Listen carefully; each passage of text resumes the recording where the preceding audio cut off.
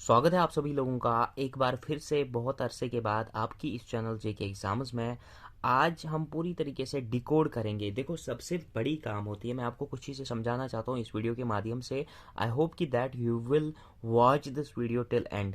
देखो, छोटे छोटे वीडियो देखने से कोई फ़ायदा नहीं होने वाला है। अगर आपको सच में कुछ काम करना है, कुछ क्रैक करना है, कोई भी एग्ज़ाम क्रैक करना है, तो you should first of all develop patience. अगर आप पेशेंस पाओगे, उसके बाद ही आप कोई भी चीज़, कोई भी एग्ज़ाम क्रैक कर सकते हो। देखो, आप सभी लोगों को पता है कि जेकेपी एसआई के पोस्ट्स है, तो इसमें एक बड़ी मतलब रिक्रूटमेंट देखी जा रही है जम्मू एंड कश्मीर के इतिहास के लिए। मतलब आप पूरी तरीके से देखोगे तो इसमें बहुत ज़्यादा फायदा होने वाला है, क्योंकि नंबर ऑफ पोस्ट ज़्यादा है और कैंडिडेट्स को पूरी तरीके से यहाँ पर तैयार करना है।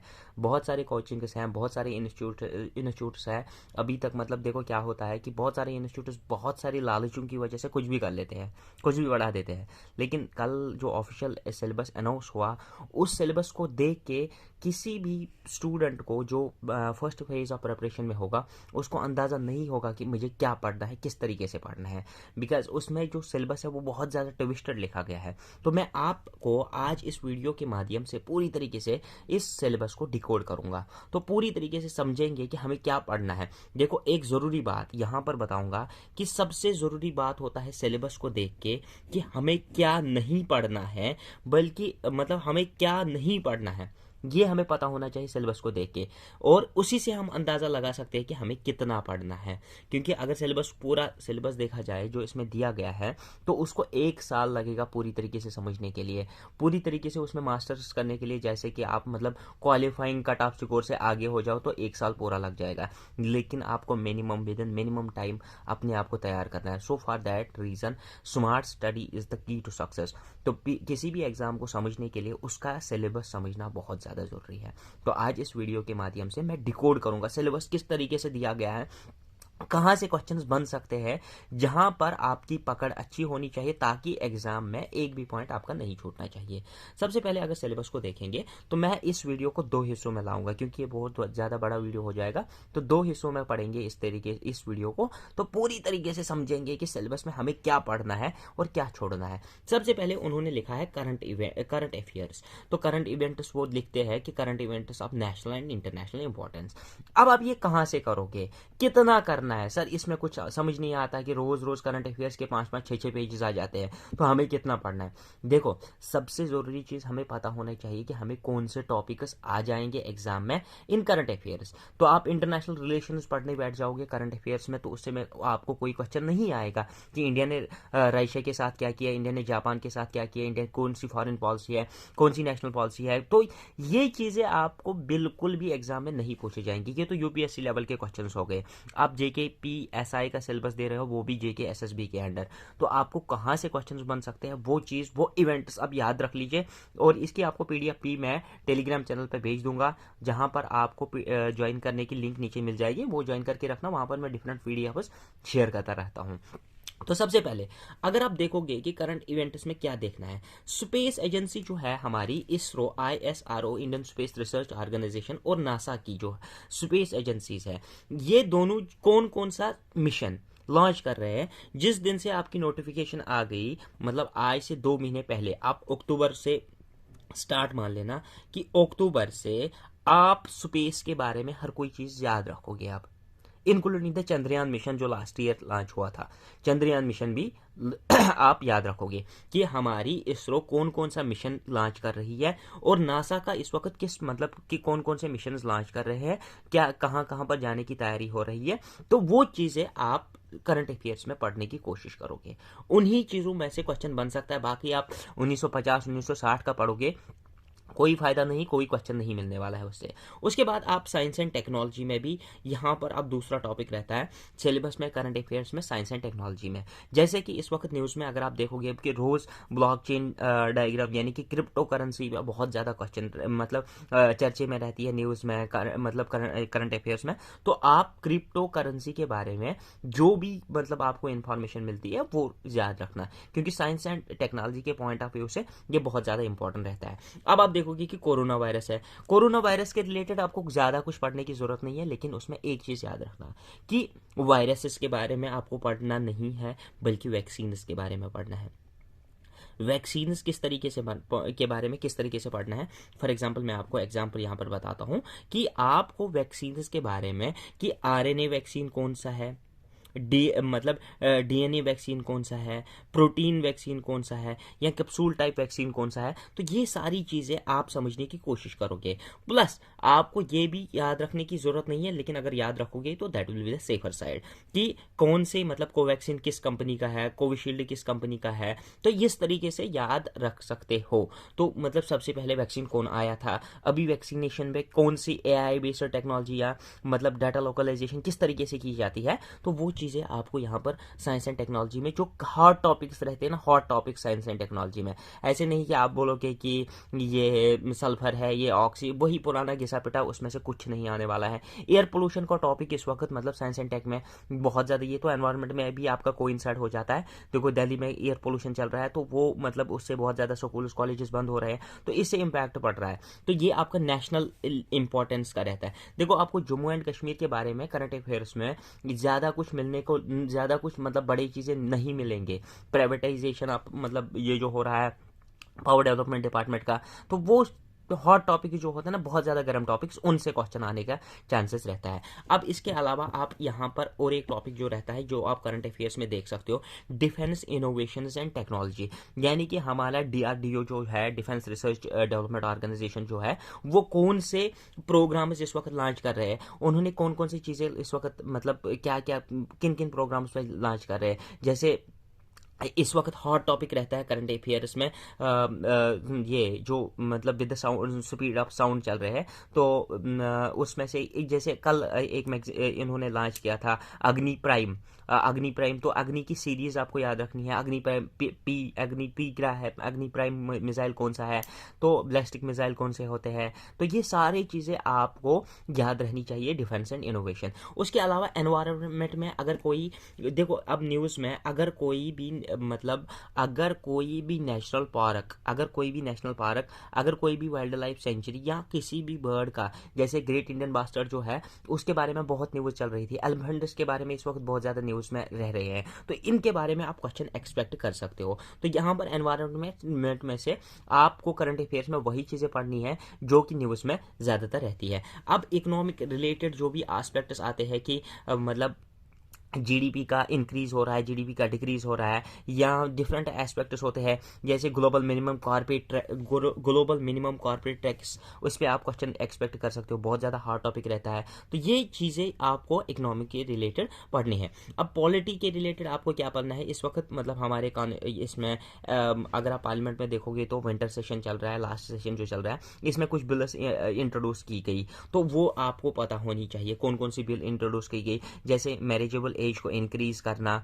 इसके अलावा आपका यहाँ पर ये चेंजेस इन बायोडाइवर्सिटी एक्ट 2002 में मतलब वो चीज़ें मतलब वो बिल इंट्रोड्यूस की गई। इसी तरीके से बहुत सारी चीज़ें आती है जो अमेंडमेंट्स और बिल्स इस वक्त मतलब लाई जाती है ना, जैसे आधार कार्ड और इलेक्टोरल्स जो हमारे वोटर आईडी कार्ड, इनके दरमियान एक लिंकेज बनाई जा रही है, जिसमें रिप्रेजेंटेटिव्स ऑफ पीपल्स एक्ट 1950 और 1951 के बारे में अमेंडमेंट्स आने वाली है। तो ये चीज़ें आपको पता होनी चाहिए कि कौन सा एक्ट न्यूज़ में रहा, कौन सा लॉ न्यूज़ में रहा, वो पॉलिटी के हिसाब से आपका इंपॉर्टेंट चैप्टर बन जाता है। देखो करंट अफेयर्स को भी मैं कितना शार्ट कर रहा हूँ आपके लिए, बहुत ज़्यादा पढ़ने की ज़रूरत नहीं है कि आप वो भी पढ़ोगे, ये भी पढ़ोगे, बहुत सारी चीज़ें पढ़ोगे, नहीं। अब इसके अलावा गवर्नमेंट स्कीम्स न्यूज़ में रहती है, सारी नहीं पढ़नी है, जो न्यूज़ में रहती है इनमें मैं आपको लेटेस्टली मतलब आपको बता दूंगा कि लास्ट में जब हम गवर्नेंस वाला पोर्शन में बता दूंगा, उस वक्त मैं आपको बता दूंगा कि कौन कौन सी स्कीम्स आपको पढ़ने की जरूरत है। इसके अलावा गवर्नमेंट स्कीम्स पर कड़ी नजर रखना, क्योंकि आपको गवर्नेंस इन्होंने अलग से टॉपिक दिया है, इस पर 2 क्वेश्चंस कंफर्म है, इस बार लिख के ले लेना, 2 क्वेश्चंस गवर्नमेंट स्कीम्स पर कंफर्म है, और 2 क्वेश्चंस का मतलब है कि आप 4000 बच्चों से आगे जा रहे हो। अब यहाँ पर अगर बात करेंगे इंडिया और यूनाइटेड नेशंस ऑर्गेनाइजेशन के बीच में मतलब किस किस तरीके के प्रैक्टिस आ रहे हैं, अगर यूनाइटेड नेशन ऑर्गेनाइजेशन कोई चीज़ ला रहा है, क्या उसमें इंडिया बाइंडिंग पार्टनर है, नॉन बाइंडिंग पार्टनर है, किस तरीके से इंडिया का रोल है, वो आपको थोड़ा बहुत उसका इंफॉर्मेशन रहना चाहिए। और अब यहाँ पर जैसे COP26 हुआ था, कॉन्फ्रेंस ऑफ पार्टीज 26 हुआ था, ग्लोबल इनिशिएटिव डेवलपमेंट के रिलेटेड, वो आपको याद रखना है कि उसमें 5 मिटिगेशन गोल्स रखे गए इंडिया की तरफ से, तो वो आपको पता होनी चाहिए। अब यहाँ पर ग्लोबल और नेशनल रिपोर्ट्स आ जाते हैं। देखो कौन से, जैसे global happiness index, global hunger index, इसी तरीके से माल न्यूट्रिशन इंडेक्स आता है, मल्टी डायमेंशनल पॉवर्टी इंडेक्स आ जाते हैं। जो नेशनल रिपोर्ट्स आते हैं ना ग्लोबल लेवल पे, उनमें आपको इंडिया की रैंकिंग्स पता होनी चाहिए और अपने स्टेट के बारे में भी थोड़ी इन्फॉर्मेशन रहनी चाहिए कि स्टेट लेवल पे हम क्या, मतलब इस तरीके से। अब एक और रिपोर्ट आ रहा है sustainable development goal index. Sustainable development goal index जब आप देखोगे उसमें आपको रैंकिंग्स देखनी है अपने स्टेट की कहाँ पर है, वो चीज़ आपको मेमोराइज करना है। ये कभी कभी आ जाते हैं किसी किसी मंथ में, जैसे मार्च में बहुत सारे रिपोर्ट्स आते रहते हैं, तो वो आप यहाँ पर याद कर सकते हो। सपोर्ट्स में आपको ज़्यादा ध्यान देने की ज़रूरत नहीं है, देखो इस पर ज़्यादा टाइम स्पेंड करने की ज़रूरत नहीं है। अब वो वाले क्वेश्चंस नहीं आते हैं कि ये अवार्ड किसको दिया जाता है, ये अवार्ड किसको दिया जाता है। अब इसमें करंट बेस्ड क्वेश्चंस आ जाते हैं। लेटेस्टली अगर आप ट्रेंड देखोगे JK SSB का या किसी भी एग्जाम का, SSC एग्जाम्स का जो होता है, इसमें अब सपोर्ट्स में करंट बेस्ड ट्रेंड्स आते हैं, यानी कि करंट इवेंट्स क्या होते हैं। जो आपके न्यूज़पेपर का लास्ट पेज होता है उसमें सपोर्ट्स के बारे में थोड़ा सा लिखा रहता है। अब ज़्यादा ध्यान देने की ज़रूरत नहीं, इसमें आप क्रिकेट, टेनिस, कितने हो गए 2, और इसके अलावा क्रिकेट, टेनिस और फुटबॉल, ये 3 जो है, क्रिकेट, टेनिस और फुटबॉल, इन तीनों को मतलब ज़्यादा, और ओलंपिक्स को मिला के ये 4 मतलब सपोर्ट्स को ही आप नज़र में रख के चलिए, क्योंकि यही 4 सपोर्ट्स इस वक्त हमारी कंट्री में ज़्यादा फेमस है, तो इन्हीं पे न्यूज़ आती रहती है। तो इन पे आप ग्लोबली और नेशनली नज़र रखिए, क्रिकेट, टेनिस, फुटबॉल और ओलंपिक गेम्स पे मेडल्स किसको मिल रहे हैं, क्या मिल रहा है, क्या नहीं मिल रहा है, ये चीज़ आप याद रखिएगा। इसके बाहर सपोर्ट्स में से क्वेश्चन नहीं आ जाएगा। Now moving to the another aspect, यहाँ पर अगर हम देखेंगे, देखो अगर अब इनके अलावा क्वेश्चन आता है, वो न सिर्फ आपके लिए टफ होगा बल्कि पूरे जितने भी एग्जाम दे रहे होंगे उनके लिए टफ होगा। देखो अब उन्होंने history of India and international movements लिखा है। देखो इसमें आपको मैं 2 फेजेस बता दूंगा कि आपको किस तरीके से तैयार करना है।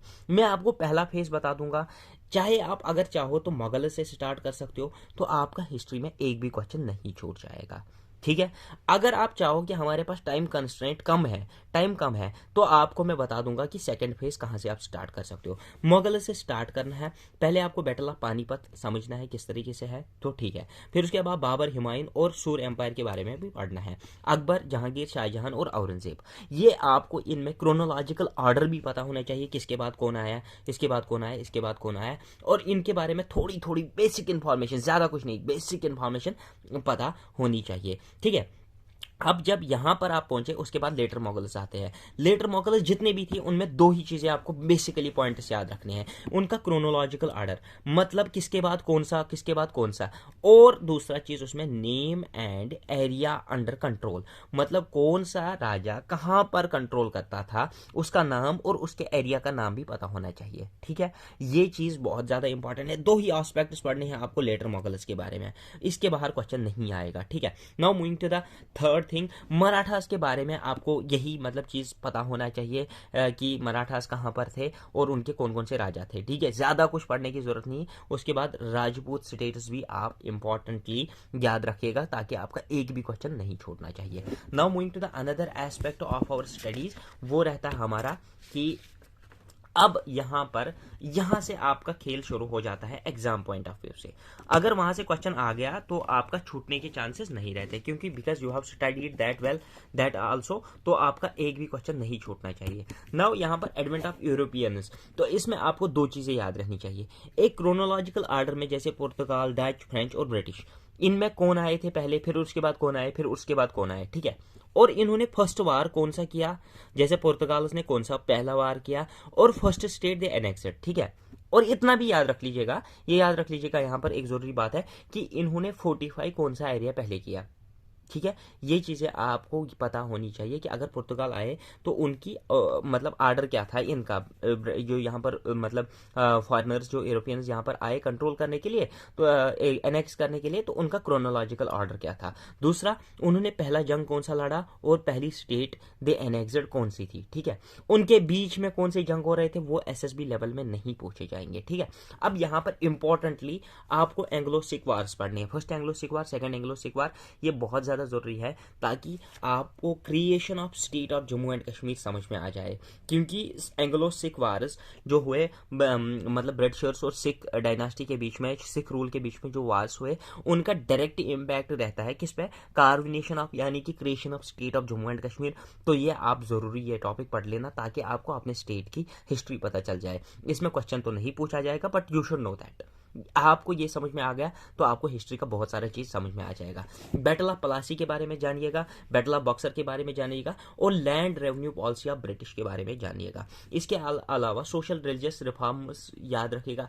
ब्रह्मो समाज, इसका फाउंडर कौन सा था और इन्होंने क्या क्या किया। दो चीज़ें, दो लाइनें बस कि ब्रह्मो समाज कौन फाउंडर था और इन्होंने इनका मेन टारगेट क्या था। प्रथम समाज इनका क्या, प्रार्थना समाज, प्रार्थना समाज जो था इनका काम क्या था, इनका मेन लीडर क्या था, बस। आइडियोलॉजी क्या था, रामकृष्ण मिशन का आइडियोलॉजी क्या था और इनका फाउंडर कौन सा था। आर्य समाज फाउंडर कौन सा था, काम क्या था, बस इतना ही। ज़्यादा कुछ समझने की मतलब दो दो लाइनों में ये सारी चीज़ें खत्म हो जाएगी। आप बैठोगे कि उन्होंने फिर यहाँ पर एक मीटिंग बुलाई, फिर वहाँ पर मीटिंग बुलाई, that is not of your level. तो मैंने आपको एक एक चीज़ हिस्ट्री के बारे में इसलिए बता रहा हूँ ताकि आपका एक भी चीज़ ना छूटे एग्जाम पॉइंट ऑफ व्यू से।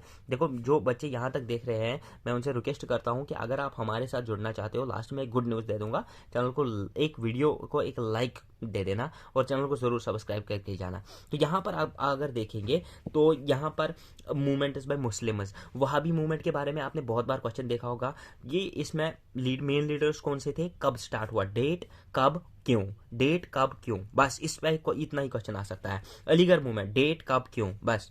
फराजी मूवमेंट, इसमें भी यही, डेट कब क्यों और कौन लीडर था। यहाँ पर अहमदिया मूवमेंट भी, इसमें डेट कब क्यों और कौन से लीडर थे। चार चार पॉइंट्स लिखने हैं, 1 2 3 4, 1 2 3 4, मतलब खत्म।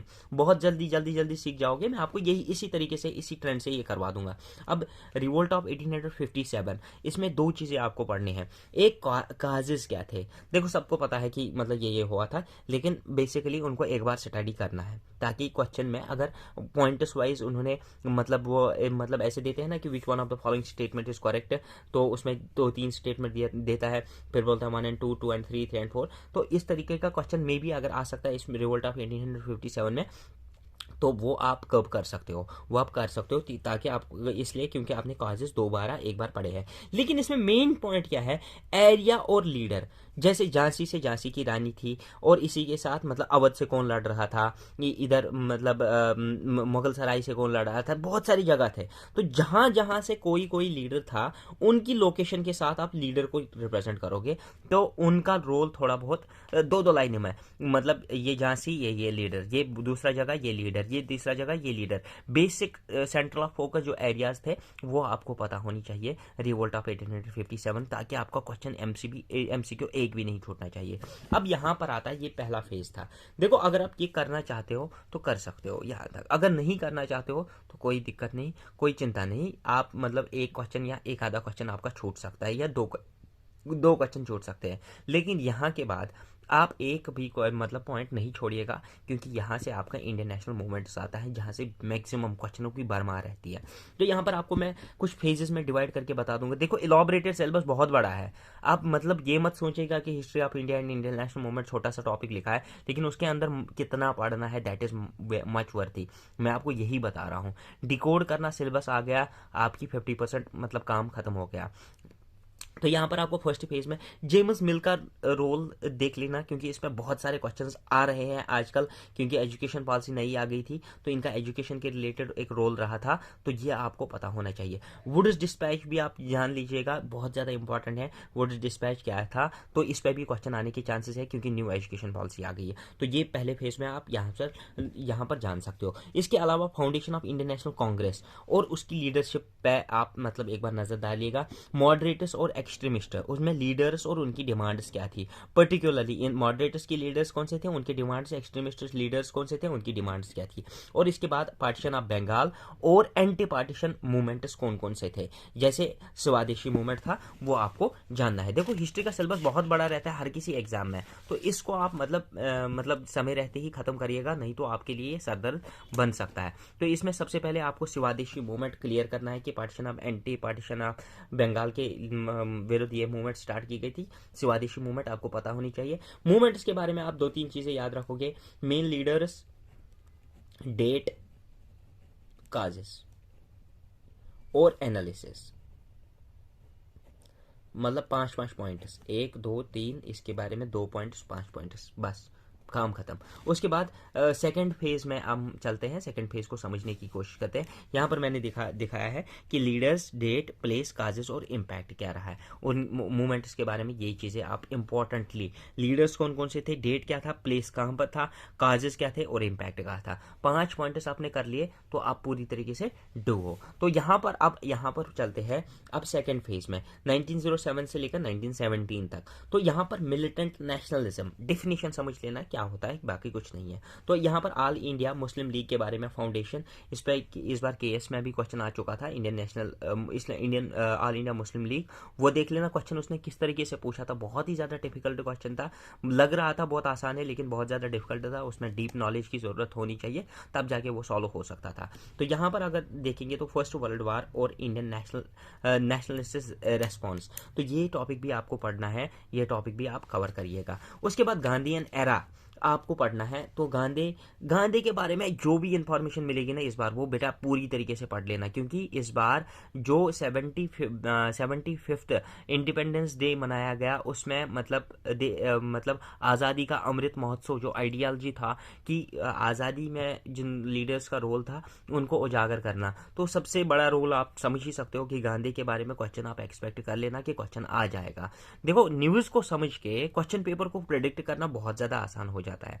तो ये काम मैं आपके लिए कर रहा हूँ, इसलिए मैं आपको वही टॉपिक्स बता रहा हूँ कि जो इंपॉर्टेंट रह रहे हैं आपके एग्जाम पॉइंट ऑफ व्यू से। आई होप कि you may be getting bored while listening this video, because this is very much important, this is very much important, I am telling you this is very much important video, because the coding of a syllabus is half done। तो यहाँ पर अगर आप देखोगे Gandhi rise, influence और ideology, सारी चीज़ें समझ लेना।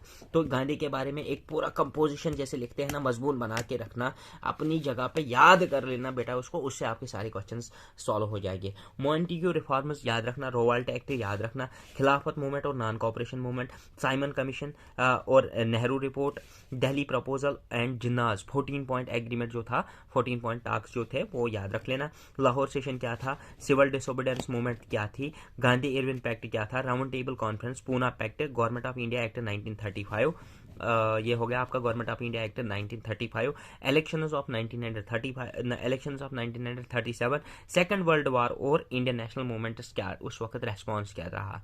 तो यहाँ पर अगस्त आफ्टर 1940 ये आपको पता होनी चाहिए, क्रिप्स मिशन 1942 पता होना चाहिए, क्वाइट इंडिया मूवमेंट आपको पता होनी चाहिए। क्वाइट इंडिया मूवमेंट के बाद यहाँ पर मैं आपको कुछ चीज़ें समझा दूंगा, तो यहाँ पर आपको बहुत ज़्यादा इंपॉर्टेंट चीज़ें यहाँ पर है, क्यों, क्योंकि इनसे भी क्वेश्चन बन सकता है। Indian national army, Indian army क्या है, किसने बनाई थी और उनका रोल क्या था, ये आप जान लीजिएगा। और यहाँ पर रॉयल इंडियन नेवी का एक रिवोल्ट आया था, वो भी आप समझ लीजिएगा कि ये कैबिनेट मिशन 1946, इस पर हर बार क्वेश्चन आ जाता है बेटा, इसको एसएससी के एग्जाम्स में बहुत ज़्यादा इंपॉर्टेंस रहती है। Cabinet mission 1946, mount battle plan 1947, ये भी पढ़िएगा। अब यहाँ पर देखो पॉलिटी पॉइंट ऑफ व्यू से भी क्वेश्चन बन सकते हैं, क्योंकि कंपनी जो रूल करती थी यहाँ पर, यहाँ क्राउन रूल जो था, उन्होंने कुछ मतलब लॉज, रूल्स, रेगुलेशन लाते थे यहाँ पर, उसमें पॉलिटी के बारे में क्वेश्चन बन सकता है। तो आप ये मतलब मोटे मोटे पॉइंट इसमें पढ़ लेना कि कंपनी रूल 1973 से लेकर 1856 में, इसके लिए लक्ष्मीकांत बहुत ही ज़्यादा इंपॉर्टेंट, पहले 2-4 पेज उसमें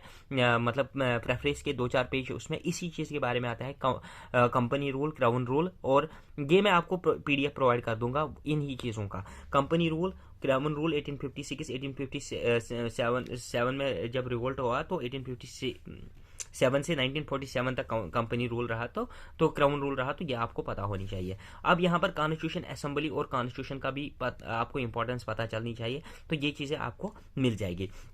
यहाँ पर अगर आप देखेंगे कि regulations on press, vernacular press act, इस पे हर बार क्वेश्चन आ चुका है, तो ये आप इंपॉर्टेंटली ये वाला एक्ट पढ़िएगा। चार्टर एक्ट 1813 ये भी आप पढ़िएगा। ट्रेड यूनियन मूवमेंट्स भी आप पढ़िएगा। इसके अलावा governor generals of India in chronological order आपको पता होनी चाहिए। Viceroys of India in chronological order आपको पता होनी चाहिए। आई होप कि आपको इतना कुछ क्लियर हो गया। हिस्ट्री के बारे में इतना ही पढ़ना है, बस काम खत्म। Now moving to the India and world physical geography. India and world physical geography की अगर बात करेंगे तो इसमें आपको पढ़ना क्या है। सबसे बड़ी बात है कि ज्योग्राफी में पढ़ना क्या है। इन्होंने ज्योग्राफी तो लिखी है, फिजिकल, सोशल, इकोनॉमिकल सब कुछ लिख लिया है, लेकिन पढ़ना क्या है। सबसे पहले आप क्या करोगे, इंडिया की लॉन्गिट्यूडनल सेटिंग्स को आप जानोगे कि इंडिया की लोकेशन क्या है, किस तरीके से लॉन्गिट्यूड बैठता है, कहाँ पर इंडिया है, लोकेट कहाँ पर है, पूरी तरीके से including state of Jammu and Kashmir, ये याद रख लेना। और इसके अलावा फिजियोग्राफिकल रीजन्स कौन से है, ट्रॉपिकल कौन सा है, टेम्परेट कौन सा है, क्या है क्या नहीं है, पूरी तरीके से इंडिया का भी और ग्लोब का भी जानोगे। इसके अलावा टाइम जोन भी जान लेना, अपने स्टेट का और अपने कंट्री का, ठीक है, ये आपको पता चल गया। उसके बाद इंडियन ड्रेनेज सिस्टम, जिसमें आपको डिफरेंट रिवर्स के बारे में पढ़ोगे, इंडिया क्लाइमेट के बारे में पढ़ लेना, इंडियन सॉइल्स के बारे में पढ़ लेना।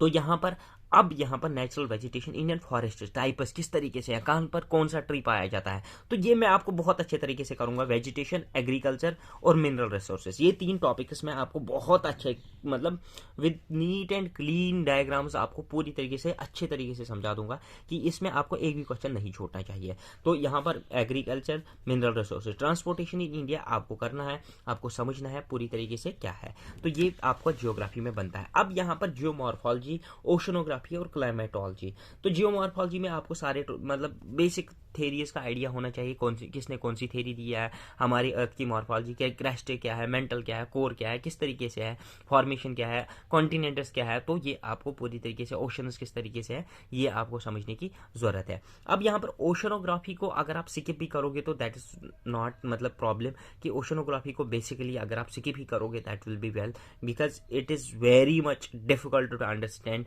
एट योर लेवल के, क्योंकि मतलब इसके लिए बहुत ज़्यादा ज्योग्राफी की पता होनी चाहिए, तब जाके ओशनोग्राफी समझ आ जाती है। फिजिक्स, केमिस्ट्री सारे फंडे लगा के ओशनोग्राफी समझ आ जाती है। ओशनोग्राफी बहुत ज़्यादा डिफिकल्ट है, समझ लेना कि इसको मतलब करना है या नहीं करना। अगर करना है तो फिर बहुत ज़्यादा करना पड़ेगा, अगर नहीं करना है तो कोई दिक्कत भी नहीं होगी, शायद एक आधा क्वेश्चन आ सकता है, शायद, क्योंकि एग्जामिनर भी समझता है कि मुझे कौन सी लेवल पूछनी है, एसएसबी का एग्जाम है, आई डोंट थिंक कि इसमें से क्वेश्चन आ सकता है। अब यहाँ पर क्लाइमेटोलॉजी की बात अगर करेंगे तो इसमें आपको प्रेशर बेल्ट्स, एटमॉस्फेयर और विंड्स के प्राइमरी और सेकेंडरी टाइप्स याद कर लेना, जबानी रट लेना इनको, मतलब बहुत ज़्यादा इंपॉर्टेंट टॉपिक्स हैं, इनसे आपकी सारी चीज़ें सॉल्व हो जाएगी। और इसके अलावा मतलब थोड़ा क्लाइमेटोलॉजी के बारे में भी पढ़ लेना कि किस तरीके से क्लाइमेट्स वगैरह डिसाइड किए जाते हैं, डे टेम्परेचर, नाइट टेम्परेचर किस तरीके से डिसाइड होता है, या प्रेसिपिटेशन क्या होता है, रिलेटिव प्रेसिपिटेशन क्या होती है। तो ये चीज़ें आपको पता होनी चाहिए। तो अब यहाँ पर अगर वर्ल्ड ज्योग्राफी की बात करेंगे तो इसमें आपको मैपिंग में क्या करना है, देखो distribution of resources across world, ये आपको पता होनी चाहिए, ठीक है।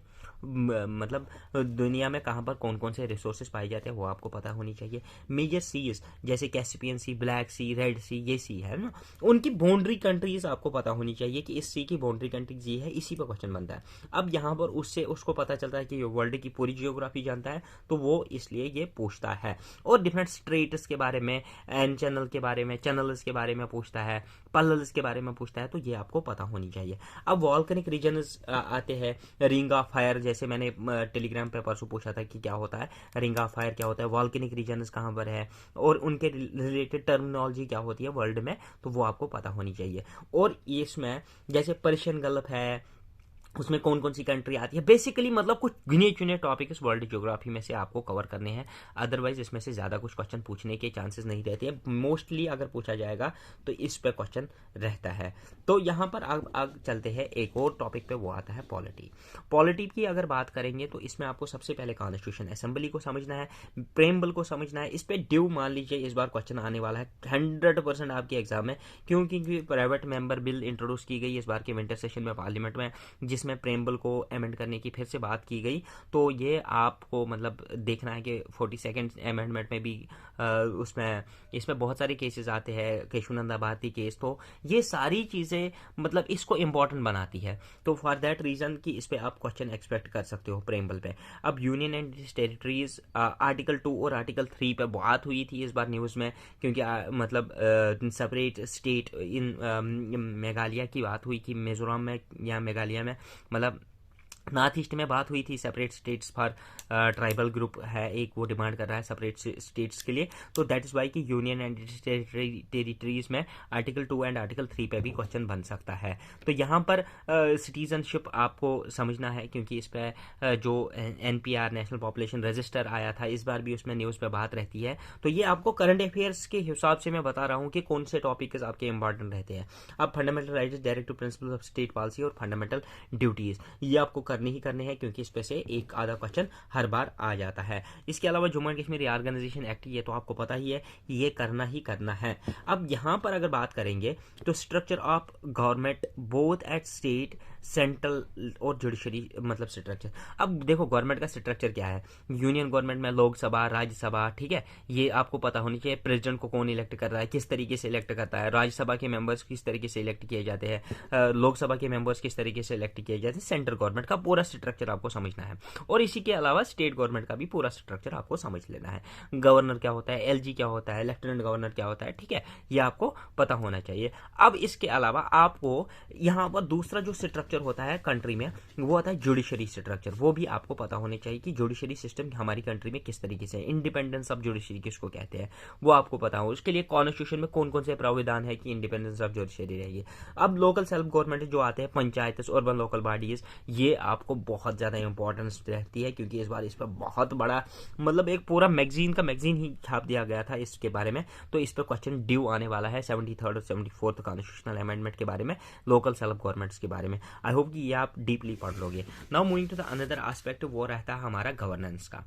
अब गवर्नेंस को समझने की कोशिश करते हैं कि गवर्नेंस में आपको कौन सा क्वेश्चन पूछा जाएगा, तो वो समझते हैं। देखो गवर्नेंस यहाँ पर बहुत ही ज़्यादा डिफिकल्ट रहता है। लोग समझते हैं कि गवर्नेंस में किस तरीके का क्वेश्चन आएगा, ये समझने में ही टाइम निकल जाएगा।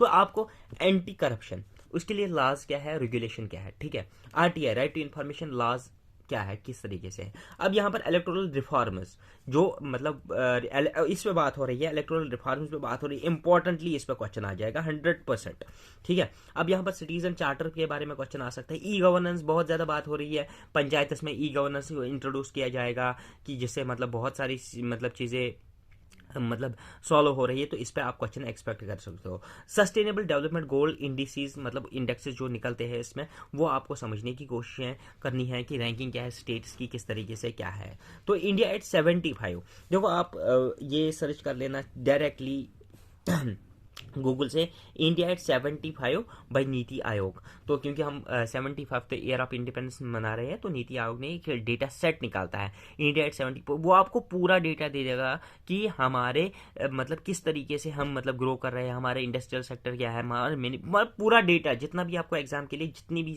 डेटा स्कीम्स, सारा कुछ इसमें आपको मिल जाएगा। और इसके अलावा आपको गवर्नमेंट स्कीम्स पढ़नी है। अब गवर्नमेंट स्कीम्स किस तरीके से पढ़ोगे, समझ नहीं आएगा, मैंने आपको पहले भी बताया था, मैं लेटरली बता दूंगा कि गवर्नमेंट स्कीम्स किस तरीके से पढ़नी है।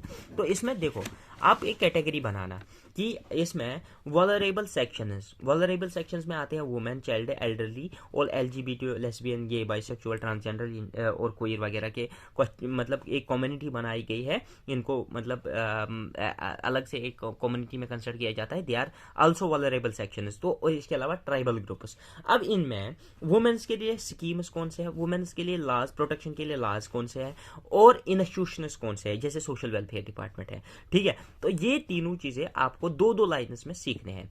जैसे स्कीम्स का नाम क्या है, स्कीम किस मिनिस्ट्री के अंडर आती है, जैसे अगर आप कोई भी स्कीम पढ़ोगे, ये मिनिस्ट्री ऑफ फाइनेंस या मिनिस्ट्री ऑफ किस मिनिस्ट्री के अंडर आती है, ठीक है। और इसके अलावा आपको दूसरा चीज इसमें स्कीम्स में क्या याद रखना है कि किस सेक्टर को टारगेट करती है, चाहे ये वुमेन के लिए है, चाहे चिल्ड्रन के लिए है, चाहे LGBT के लिए है। अब तीसरा चीज आपको ये क्या, ये सेंट्रल स्पॉन्सर्ड स्कीम है या स्टेट गवर्नमेंट स्पॉन्सर्ड स्कीम है, ये तीसरा चीज याद रखना है। बस इतना ही आपको याद रखना है। अब अगर बहुत डिफिकल्ट क्वेश्चन आ गया तो आपका पूछेगा सेंट्रल गवर्नमेंट का शेयर कितना है और स्टेट गवर्नमेंट का शेयर कितना है इस स्कीम को फाइनेंस करने के लिए। बस इतना ही आ सकता है एक स्कीम के बारे में MCQs में। तो ये आपका यहाँ पर रहता है वल्नरेबल सेक्शंस में स्कीम्स। इसी तरीके से आपको चिल्ड्रंस के रिलेटेड स्कीम्स, लॉज और इंस्टीट्यूशंस क्या क्या रहते हैं, तो जैसे चाइल्ड वेलफेयर प्रोटेक्शन होते हैं, या POCSO act, POSCO, POCSO protection of children from sexual activity. तो ये आपको मतलब बहुत ज्यादा इंपॉर्टेंट है POSCO।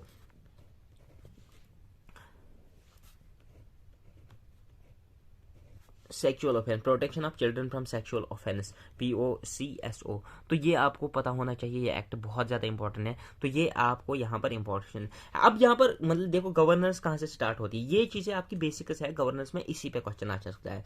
तो यहाँ पर अब यहाँ पर एजुकेशन डिपार्टमेंट को उठाओगे, उसके अलावा उसमें स्कीम्स कौन कौन सी है और पॉलिसीज़, जैसे नेशनल एजुकेशन पॉलिसी 2020, तो वो आपको पढ़ना है। स्किल डेवलपमेंट, उसके लिए कौन से स्कीम्स लाई जा रही है, तो वो आपको समझनी चाहिए। हिमायत है, बहुत सारी चीज़ें हैं स्किल डेवलपमेंट में, कौन कौन सी स्कीम्स है। अब पॉपुलेशन पॉलिसी हमारी किस तरीके से है, तो वो आपको समझनी है। हेल्थ के रिलेटेड स्कीम्स और पॉलिसीज हमारी क्या है, कॉर्पोरेट गवर्नेंस क्या है और इसके रिलेटेड स्कीम्स और पॉलिसीज क्या है। पोवर्टी एलिवेशन स्कीम्स कौन कौन सी है, इंक्लूसिव ग्रोथ क्या है, MG नरेगा क्या है, और इसके अलावा फोर्थ इंडस्ट्रियल रेवोल्यूशन क्या है, फूड सिक्योरिटी रिफॉर्म्स क्या है, मल्टी डायमेंशनल पॉवर्टी इंडेक्स क्या है। यही टॉपिक्स आपको गवर्नेंस में पढ़ने हैं। अब इसके बाद चलते हैं इकोनॉमी के ओर। इकोनॉमी को समझने की कोशिश करते हैं कि इकोनॉमी में आपको क्या पूछा जाएगा। आपको इसमें सबसे पहले नेशनल इनकम पता होनी चाहिए कि नेशनल इनकम किसको कहते हैं, GDP क्या होता है, इंक्लूसिव ग्रोथ क्या होता है, मार्जिनल कैपेसिटी क्या होती है, मार्जिनल मतलब अपॉर्चुनिटी कॉस्ट क्या होता है। ये चीज़ें आपको समझ में आ गई। GVA क्या होता है, ग्रास वैल्यू एडिशन क्या होता है। इसमें कुछ चीज़ें मतलब बेसिकली मैं आपको सबसे पहले इकोनॉमी ही खत्म करवा दूंगा, तो आपको चिंता करने की कोई भी ज़रूरत नहीं है। तो इंक्लूसिव ग्रोथ आपने कर लिया, पोवर्टी एलिवेशन प्रोग्राम्स आपको समझने हैं। इसके अलावा डेमोग्राफिक्स में मैंने एक वीडियो ऑलरेडी अपलोड किया है, but I will start from with the fresh data, तो आपको कोई भी चिंता करने की कोई ज़रूरत नहीं है। तो यहाँ पर सोशल सेक्टर इनिशिएटिव, सबसे पहले हम इकोनॉमी को ही ख़त्म कर लेंगे, बिकॉज आई विल टेक मतलब 3 आवर के क्लासेस 2 ले लेंगे और 2 या 3 क्लासेस ले लेंगे, उसमें इकोनॉमी को पूरी तरीके से समझा देंगे। 3 आवर के क्लासेस लेंगे। देखो मैंने आपको पहले ही बताया है, अगर आप मेरे स्टूडेंट रहोगे तो you have to bear with the patience, आपको पेशेंस के साथ चलना है, तब जाके सिलेबस खत्म होगा, अदरवाइज मतलब नहीं होने वाला है। Now demography social sector initiatives में आपको इकोनॉमी का एक एक टॉपिक अच्छे तरीके से करवा दूंगा। अब यहाँ पर इकोलॉजी को देखते हैं। इकोलॉजी में देखो बेटा 3 तरीके के टॉपिक्स रहते हैं। पहला रहता है इकोसिस्टम, इसमें स्ट्रक्चर रहता है कि मतलब इकोसिस्टम का स्ट्रक्चर क्या रहता है, और इसके अलावा इकोसिस्टम के फंक्शंस रहते हैं। ये दिखने में बहुत छोटा है, कम से कम 6 घंटे का टॉपिक है ये। मैं अगर पढ़ाने बैठेंगे तो 6 घंटे का टॉपिक है, और अगर आप खुद पढ़ोगे तो 20 घंटे लगेंगे आपको इकोसिस्टम समझने में। बायोडाइवर्सिटी का भी सेम यही है कि मैंने यहाँ पर अब मतलब बेसिकली बहुत ज़्यादा एलॉबरेट करके नहीं बताया है, लेकिन इतना बताया है कि कंजर्वेशन और डिफरेंट प्रोग्राम्स और वर्ल्ड ऑर्गेनाइजेशंस के बारे में आपको पता होनी चाहिए। क्लाइमेट चेंज इनिशिएटिव्स, ग्लोबल और इंडिया के भी प्रोग्राम्स कौन कौन से चल रहे हैं, ग्लोबल ऑर्गेनाइजेशंस कौन कौन से हैं, तो कौन कौन से इस पे काम कर रहे हैं क्लाइमेट चेंज पे, और इसके अलावा इंडियन इनिशिएटिव्स क्या रहते हैं और ऑर्गेनाइजेशन क्या है इंडिया की जो क्लाइमेट चेंज को कम्बैट कर रहे हैं। अब इसी तरीके से एनर्जी को भी आप समझने की कोशिश करिएगा। एनर्जी में अब इंडियन प्रोग्राम्स क्या रहते हैं और इनिशिएटिव क्या रहते हैं। देखो ऑलरेडी वीडियो इज आप 40 मिनट्स, तो मैं यहाँ पर वीडियो को एंड कर लूँगा, क्योंकि आपको दूसरे पार्ट में मैं दूसरा वाला पोर्शन समझा दूंगा। तो ये PDF आपको मिल जाएगी टेलीग्राम चैनल पर, टेलीग्राम चैनल ज़रूर ज्वाइन करिएगा, वीडियो को ज़रूर सब्सक्राइब करके जाइएगा, ताकि आपको आइंदा आने वाले वीडियोज़ मतलब पूरी तरीके से मिल जाएंगे। अब आप कमेंट में ये बता दीजिए कि मैं सोच रहा हूँ कि इकॉनमी से स्टार्ट कर लेंगे, क्योंकि इकॉनमी खत्म होगा उसके बाद गवर्नेंस खत्म कर लेंगे, क्योंकि अगर आपको इकॉनमी समझ में आ गया गवर्नेंस समझ में आ जाएगा, गवर्नेंस समझ में आ जाएगा तो आपको बहुत सारी चीज़ें आगे जाके समझ आ सकती है। या हम ऐसा भी कर सकते हैं, ज्योग्राफी से स्टार्ट कर सकते हो, choice is yours, you can choose, और हम आपको पूरी तरीके से हेल्प कर लेंगे। Thank you, good bye for watching this video, और मुझे इस चैनल पर बहुत ये ज़रूर सब्सक्राइब करके जाना। Thank you and thank you very much.